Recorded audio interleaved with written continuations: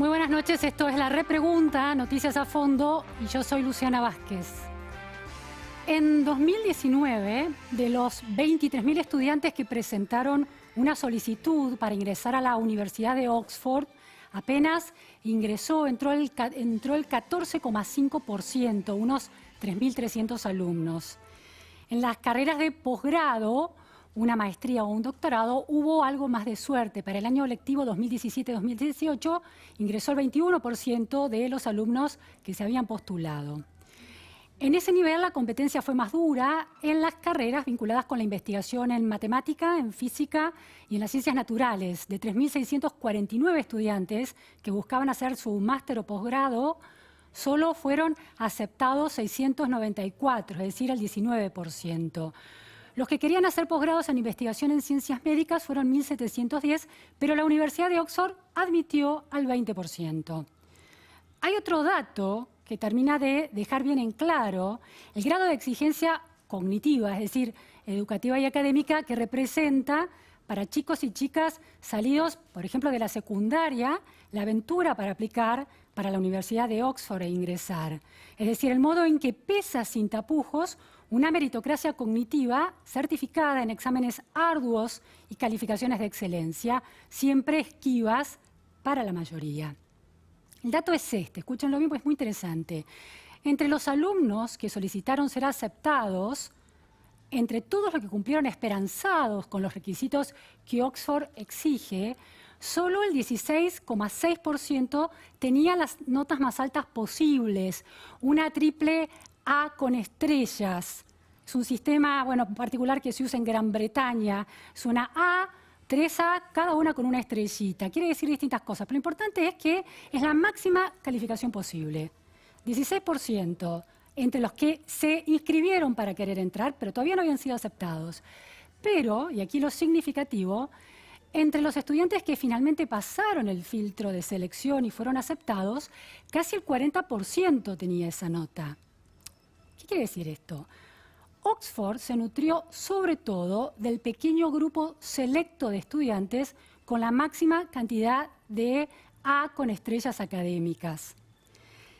De los estudiantes que se forman en la Universidad de Oxford, un 30% llega desde otros países, en el nivel de grado, sobre todo de China, de Singapur y de Estados Unidos. En el top 14 de los países que más aportan en términos de cantidad de estudiantes a la Universidad de Oxford, no hay países de América Latina. ¿Por qué estos datos? ¿Por qué menciono estos datos?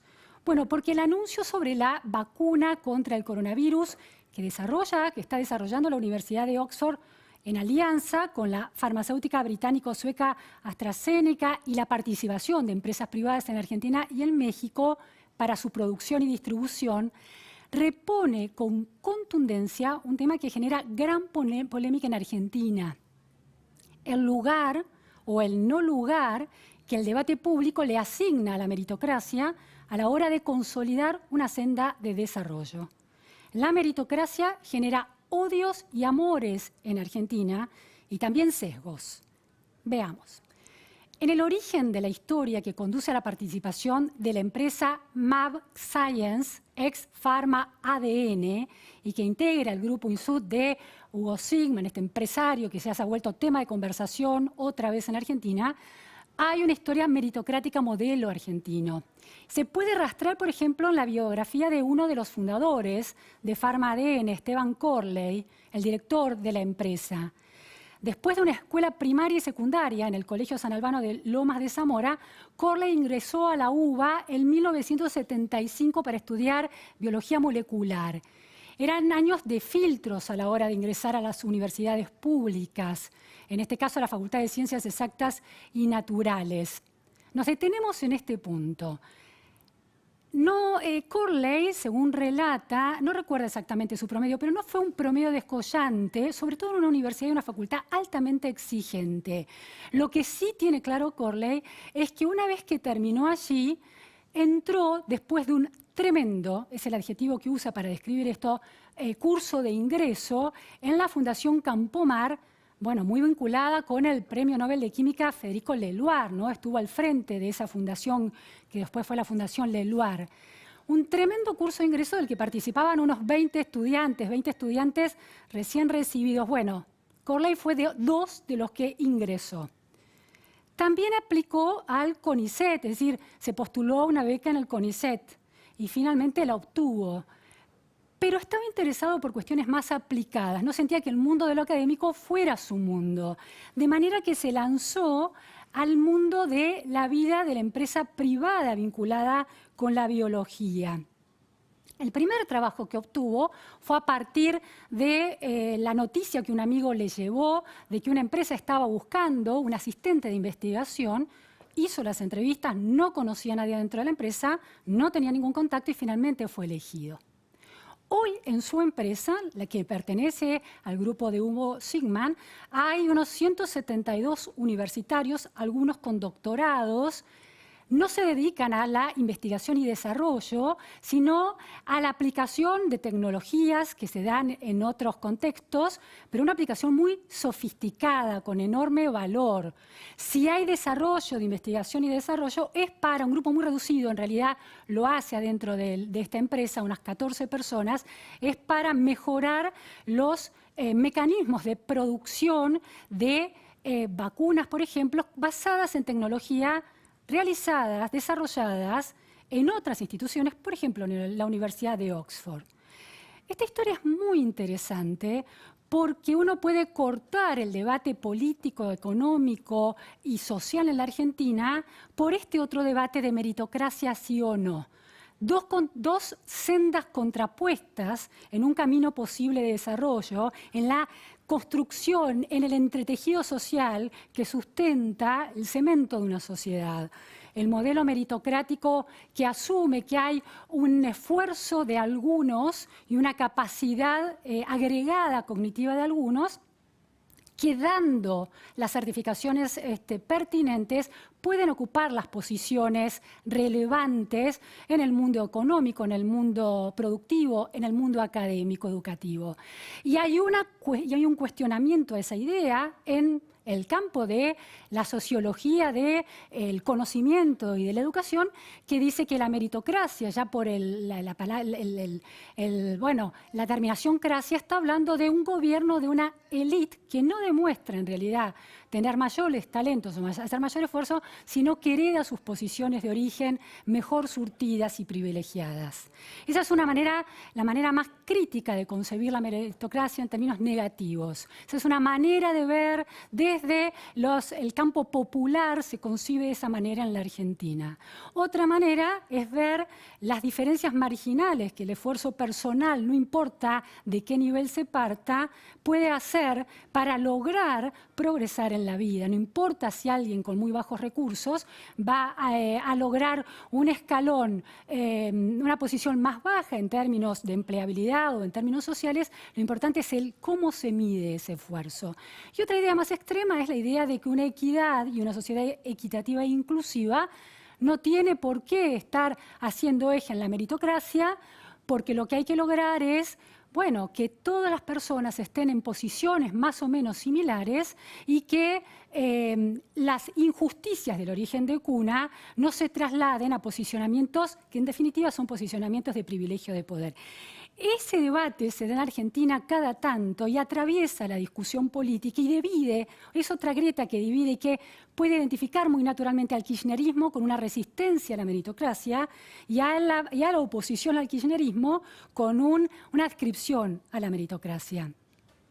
Esta semana, además, hubo otra cuestión que estuvo atravesada por el tema de la meritocracia, que es la polémica sintetizada en el nombre de un joven, Lucas Grimson. Lucas Grimson es un joven de 19 años que acompañó a la secretaria de Acceso a la Salud, Carla Bisotti, en una de las conferencias de prensa matinales, en ocasión, de un día clave para la reflexión en torno a las cuestiones de género. Lucas Grimson, según lo que se mencionaba en la pantalla de televisión, está dentro de la Dirección de Adolescencias y Juventudes dentro del Ministerio de Salud de la Nación. Hubo muchos dimes y diretes sobre por qué un joven de 19 años tiene una posición ocupa un cargo dentro del Estado, cuáles eran sus credenciales. Las principales críticas eran tres. Una tenía que ver con el contenido de sus apreciaciones y el lenguaje inclusivo que utilizó. No es el tema de hoy, así que lo vamos a dejar a un costado. Las otras dos observaciones eran que el apellido es el mismo apellido que el de Alejandro Grimson, un antropólogo muy respetado, muy prolífico en términos de su producción intelectual, investigador, que asesora de forma ad honorem al presidente Alberto Fernández, es uno de sus asesores más cercanos. La acusación, la imputación fue directamente que, bueno, Lucas Grimson estaba allí por nepotismo, por ser heredero del apellido de su padre. Y la otra cuestión era cómo un joven de 19 años puede aportar algo, un cargo del Estado rentado. Se habló de un sueldo de 6 cifras, de entre 160.000 y 180.000 pesos. La cuestión es esto, los datos son estos, los datos ciertos. Lucas Grimson entró al Ministerio de Salud de la Nación el año pasado, durante la gestión de Cambiemos, a instancias de una propuesta de sumar jóvenes dentro del Programa Nacional de Salud Integral de los Adolescentes. Se hizo a través de una compulsa por currículum y de entrevistas. Se presentaron unos 30 jóvenes, quedaron 2 para un primer semestre que tendrían un cargo rentado con autorización de los padres. Como este joven tenía 18 años el año pasado a la hora de ser aceptado dentro del ministerio, bueno, finalmente esperaron al 3 de mayo del año pasado a que cumpliera 19 años. Este año el joven volvió a ingresar. La gestión dentro de la Dirección de Adolescentes y Jóvenes sigue siendo la misma, es el mismo director que lideraba y coordinaba el programa del año pasado, y el cargo que ocupa este joven reporta un sueldo de 24.000 pesos, un contrato precarizado en definitiva, que dura no más de un año, de 24.000 pesos. De todas maneras, lo interesante de este ejemplo es que vuelve a instalar la idea de cómo atraviesa la vida académica, las soluciones del país, en el caso de una vacuna, o las ocupaciones en las posiciones del Estado, el tema meritocrático. Un joven en 20 años o un científico, ¿cómo llega a ocupar su posición? ¿Cuánto pesa el conocimiento? ¿Son los contactos? Puede ser, pero ¿son los contactos ganados a fuerza de exhibirse en la vidriera del mundo académico y tener buenas referencias a los profesores? ¿O son otro tipo de contactos? Este tema deja instalado el tema de la vacuna y esta pequeña anécdota que se dio en esta semana en relación a cómo se ocupan los cargos del Estado, el tema de la meritocracia. Por ahora, Argentina sigue sin resolver esas 2 vías de acceso a las posiciones de liderazgo y al camino de desarrollo. ¿Cuánto peso va a tener la equidad y la igualdad de oportunidades y de posiciones? ¿Y cuánto peso va a tener la meritocracia para llegar a ese destino soñado de crecimiento sustentable? Este es el tema de hoy. Lo vamos a analizar con Lino Barañao, el exministro de Ciencia, Tecnología e Innovación. Bueno, aquella cartera degradada a Secretaría en la gestión de Cambiemos, que tiene mucho que decir también sobre el lugar de la ciencia en este desarrollo particular de la Universidad de Oxford. Vamos a Lino Barañao.